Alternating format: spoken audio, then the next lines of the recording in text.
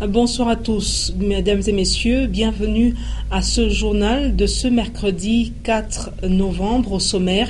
Quels sont les mots qui rangent la police, précisément celle réglant la circulation routière? En tout cas, la question était au cœur de l'échange qu'il y a eu entre le commissaire provincial de la PNC au Katanga, les corporations des chauffeurs et taximotos. La conclusion, les chauffeurs comme les éléments de la police de circulation routière ne maîtrisent pas le code de la route. Et puis 102 maisons écroulées, 17 blessés, c'est le bilan des dégâts causés par les fortes pluies qui sont d'ailleurs les premières à s'abattre sur le village Kifita sur la route Kinsevere. Une fois de plus, bonsoir et bienvenue à ce journal qui sera traduit en langage des signes par Dieudonné Utoka. Avant de développer tous ces titres, d'abord cette information. L'honorable Moïse Katumbi Chapwe était dans la famille du feu Martin Mwamba, le monsieur qui est tragiquement décédé de suite d'une immolation. Sur place, il a rencontré la veuve, les orphelins et les membres de famille auxquels il a apporté son soutien. Une visite qui s'est poursuivie à l'hôpital où se trouve interné le père du défunt qui a piqué une crise paralysante après le drame. Reportage signé Nonolandou Stéphane Chissot.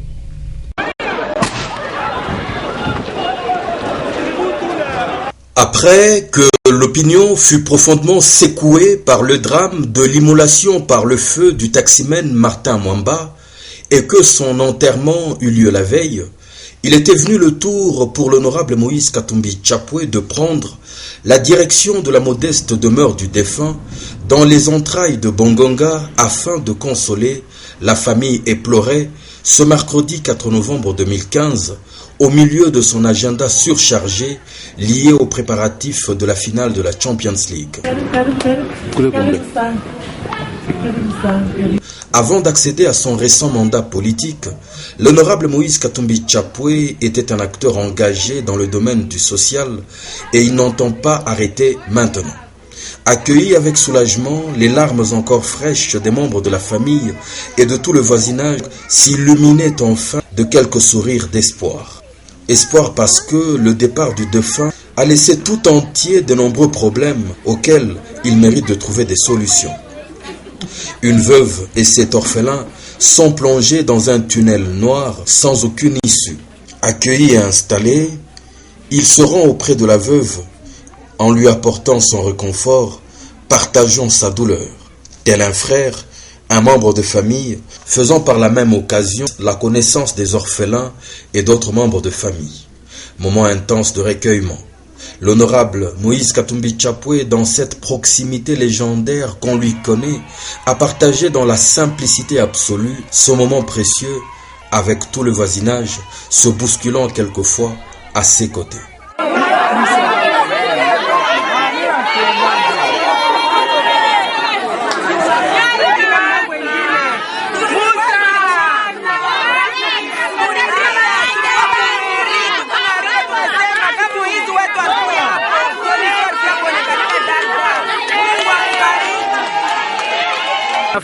Tunafurahi sana. Hivi papa nataka kutuangalia kwa mateso litupata, tunafurahi sana na zaidi. Mungu amubariki, aendelee maisha kaendelee kumbele. Tunafurahi sana. Mimi nashukuru Mungu sana kwa vile tu baba yetu asitoachake kama magumu natupata. Eko mpaka anatuangalia. Mungu amuone eko moyo yake vile inakanaka na buchungu kwa yatima. Mungu ambariki, amuongezee miaka. Ameongezee tu miaka, tunasema asante sana. Malikasha kutoka ba pouvoir, eko paka na kwa ngara watoto yake akutupenda. Sema Moize atumike mwaka na milele, Mungu amuongezee mashiko pa ingine. Baba, tunashikia furaha sana kumwona prezo wetu anakuwa kutuasiste.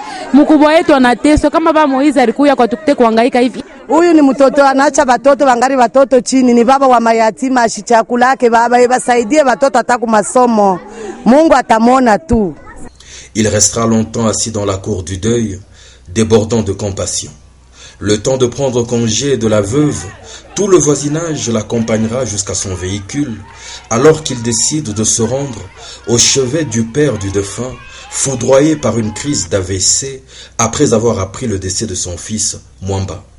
L'honorable Moïse Katumbi Tchapoué prendra le temps de s'enquérir de son état en s'assurant que les médecins feront diligence afin de récupérer le père en prenant en charge tous ses soins. Là, un octogénaire se propose de lui prodiguer quelques sages conseils. Moi, je connais Katumbi comme ça. Là. Moi, je suis fier, je connais ce monsieur comme ça. Avant que j'oublie, ne répondant à aucune question politique. Gardez silence. Que les gens parlent, que les gens ingérient, que les experts... Excusez-moi de vous dire ça avant que je parle de ce papa. J'ai cherché comment vous atteindre. Ne répondez à rien. Restez imbécile. Ils parlent, ils disent, il y a de ceci, de ça. Mais vous ne répondez à rien. Vous entendez comme ça, on attendait. Ne parlez à rien. Quand ça l'a dit, il a volé, il a fait ceci, il a... Quand il se lance, pas même appeler un journaliste parler, non. Vous ne dites rien.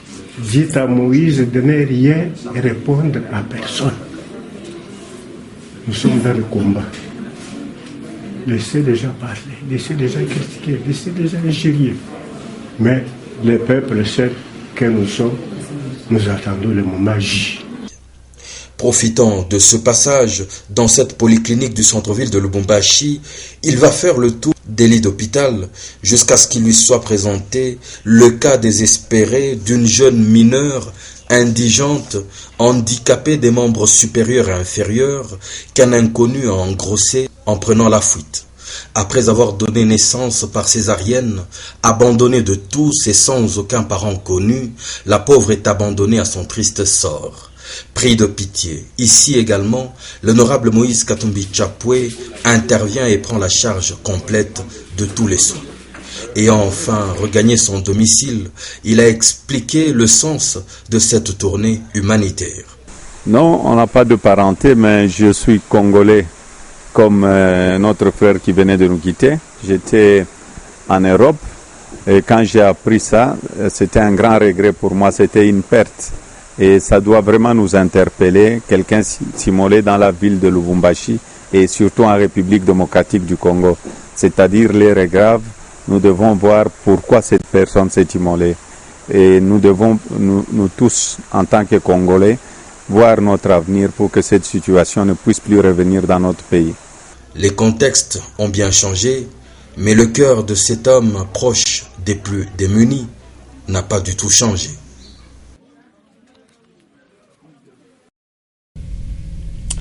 Très émouvant, élément à suivre en page magazine juste après cette édition du journal. Embouteillage par-ci, certains bouchons par-là, c'est l'image que présentent certaines artères de la ville de Lubumbashi, une situation qui serait due d'une part à une baisse des effectifs des agents de la police de circulation routière suite à l'annonce de la période de courtoisie routière et Gichala. Des bouchons et des embouteillages sont enregistrés ces derniers jours sur les routes de la capitale cuprifère. Au centre-ville de Lubumbashi, par exemple, difficile de rouler facilement sur les avenues Kassai, chaussée Musée Laurent Désiré Kabila, Mouiro, Mouepou et autres. Une situation qui serait due, pour une certaine opinion, au manque des agents de la police des circulations routières à certains endroits stratégiques de la ville. Sur Kilela Balanda par exemple, tout au long de l'avenue du 30 juin, sur l'avenue Kassai, au niveau des Lipamou, pour ne citer que celle-là, aucun agent PCR n'est visible. Ils sont à compter au bout de doigts à certains carrefours. Hormis les embouteillages, certaines personnes s'inquiètent des risques d'accidents avec l'absence des agents de l'ordre sur la voie publique.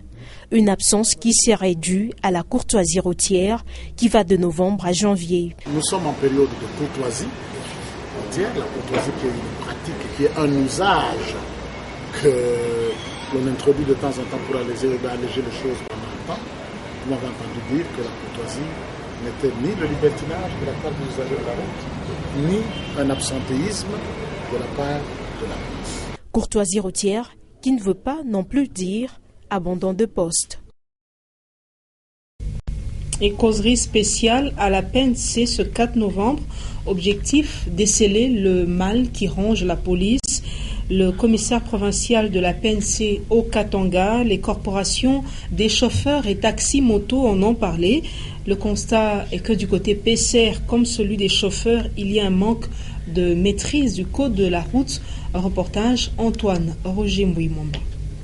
Plus de 2 mois et demi de courtoisie routière, un moment propice pour les usagers de la route et services régulateurs de retourner à la loi. J'ai voulu que les uns et les autres soient fixés. Éléments de la PCR, représentants des corporations des chauffeurs, taxi moto CNPR, se sont dit des vérités quant au mal qui sévit sur nos routes lors de la parade spéciale.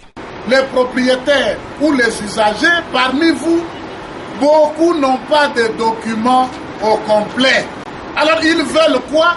Ils veulent s'arranger avec l'agent pour qu'il continue de circuler, volant ainsi l'État. Outre les modes opératoires d'interpellation et fortes amendes dénoncées, les conducteurs accusent la PCR de la méconnaissance du code de la route et vice-versa. Aux conducteurs de Lubumbashi, on reproche aussi l'organisation de vente de boissons alcooliques, d'où leur état d'ébriété. Au volant, ne pas réunir les conditions préalables pour conduire et les documents de leur véhicule. Pour mettre fin aux embouteillages, remettre l'ordre et un climat sain entre PCR et chauffeurs, le général Jean Bosco Galenga promet un recyclage de ces hommes. Ceux qui ne se seraient pas conformés seront chassés. Quant aux amendes, la nomenclature ad hoc a été remise aux différentes parties. Question d'application et éviter les sensibilités sur la route. Toutefois, le vœu de conducteur est que les amendes soient versées à la banque. Et pour sa part, pendant cette période de courtoisie, le maire de Lubumbashi invite les conducteurs au bon sens afin de respecter le code de la route pour justement éviter les bouchons qui se créent à travers les routes. Jean-Oscar Sangouza Mutunda a ainsi présidé la réunion au cours de laquelle il a demandé à ses collaborateurs du secteur de transport de travailler de façon professionnelle. Maurice Mazel. L'hôtel de ville de Lubumbashi a servi de cadre à une importante réunion relative au maintien de l'ordre dans le secteur de transport en commun. Jean-Oscar Sangouza Mutunda déplore depuis quelques jours des embouteillages et des bouchons que l'on observe au centre-ville, même en dehors des heures de pointe. Il a attiré l'attention des responsables de l'ASECO et de MUC sur l'encadrement de chauffeurs membres de leurs mutuelles respectives. L'autorité urbaine a souligné que les chauffeurs de transport en commun devront veiller au respect du code routier.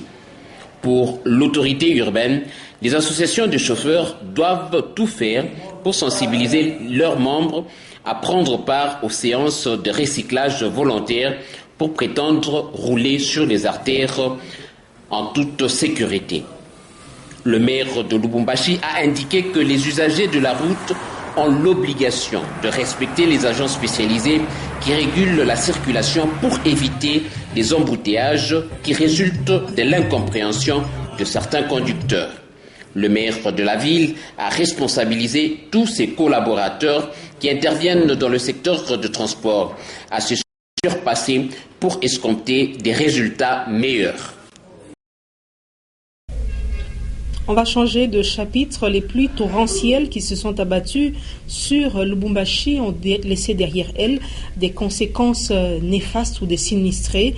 Le site le plus frappé, le village Kifita, sur la route Kinsevere, où plus de 100 maisons ont été détruites. L'on a également compté des blessés. Consola Skanja, Alex Chonga, reportage. À peine arrivée, la saison des pluies s'annonce cruelle. Elle a fait des dégâts, notamment au village Kifita, situé à 30 km de la ville de Lubumbashi, sur la route Kinsevere. Environ 102 maisons se sont écroulées au passage du vent violent qui s'y est mêlé. 17 personnes auraient été blessées, parmi lesquelles des enfants.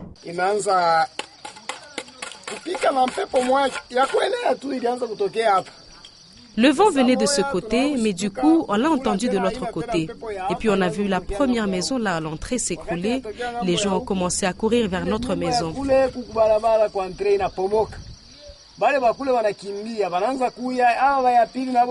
Ensuite, une deuxième maison est tombée. Ils sont tous venus s'abriter chez nous. Et quelques instants après, c'est notre maison qui a aussi perdu sa toiture. yetu nako inalamuka mara ya kwanza, inalamuka mara ya pili, inakata mansambo, ya tatu inarudisha marata, tunawakia wazi maibu inaanza kutupika mbicho.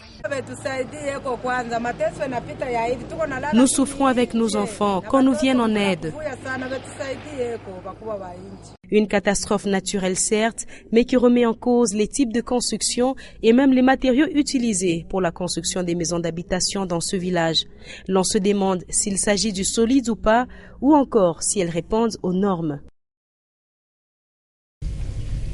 Implantée à Lubumbashi depuis quelques semaines, Sophie Bank a reçu l'autorisation de fonctionner ce mercredi 4 novembre après la visite d'inspection du directeur provincial de la BCC, Banque centrale du Congo. Reportage Guillaume Kazadi. Ce mercredi avant-midi, Sophie Bank a reçu la visite de la délégation provinciale de la Banque centrale du Congo. Cette délégation conduite par le directeur Jérôme Sangwa était en visite d'inspection. Nous avons effectivement été impressionnés par l'équipement, par la disponibilité des agents commis pour le fonctionnement, et il nous revenait à nous de donner notre avis favorable. Après la visite de différents bureaux et services, le directeur d'agence est revenu sur la genèse de Sophie Bank. La Sophie Bank a commencé depuis 2010 dans la ville de Kinshasa. Déjà en 2014, la Banque centrale du Congo classé la Sophie Bank parmi les 5 banques les plus compétitives du pays. Ces résultats reflètent effectivement l'efficacité et la pertinence de notre stratégie. Cette nouvelle banque implantée au Katanga offre plusieurs services, comme l'a si bien souligné le chef d'agence. La banque offre des services bancaires à toute la population, qui vont de comptes courants au compte à terme, la souscription des licences, les guichets uniques, le paiement des salaires, les découverts, le crédit, les avances sur salaire, même par téléphone.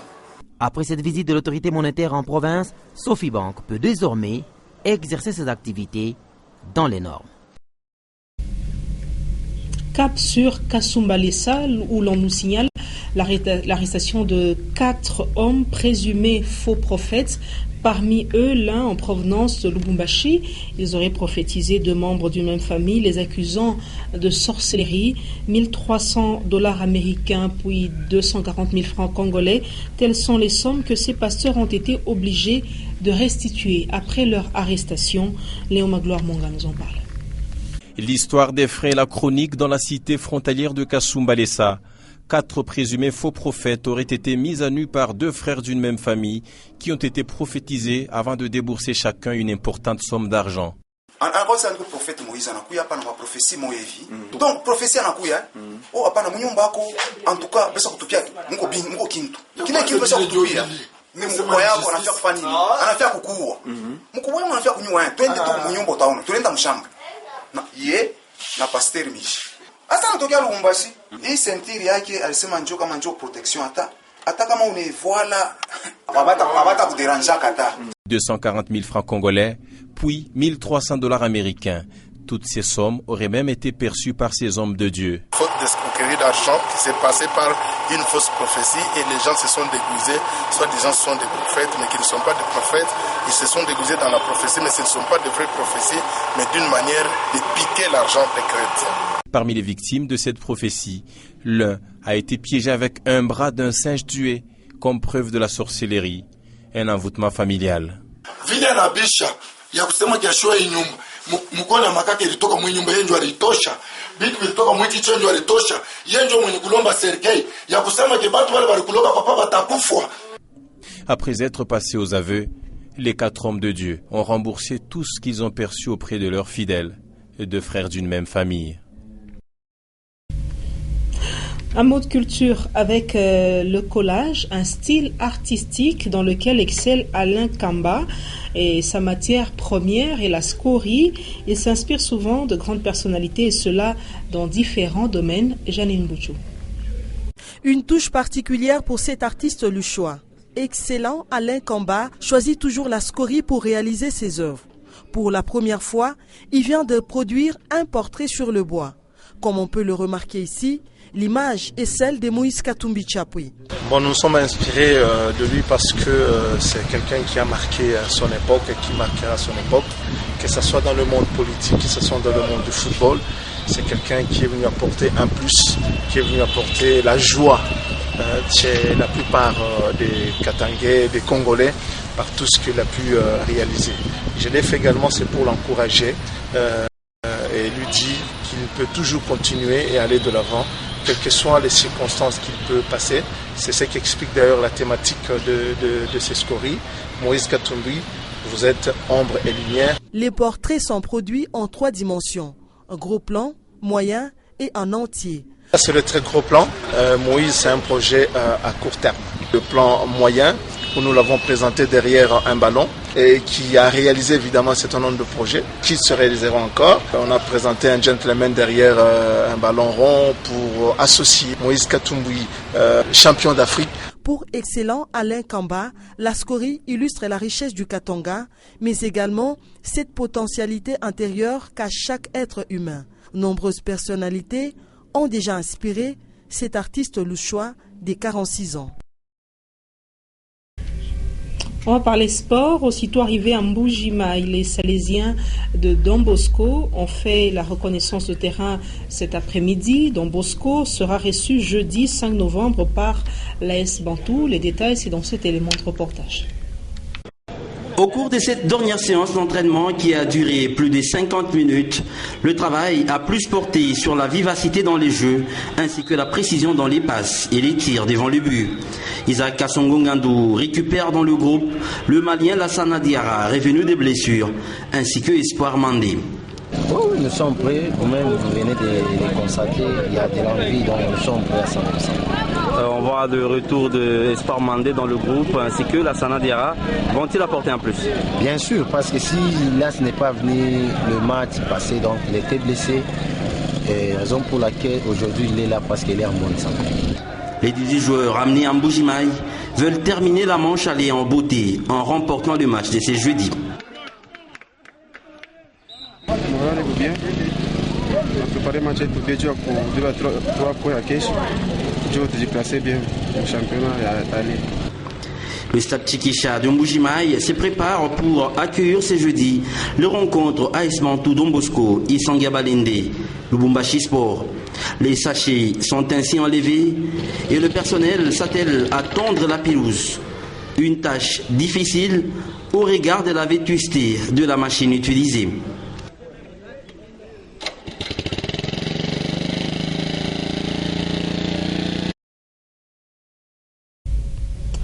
Fin de ce journal traduit en langage des signes par Dieudonné Otoka. Mesdames et messieurs, merci à vous de l'avoir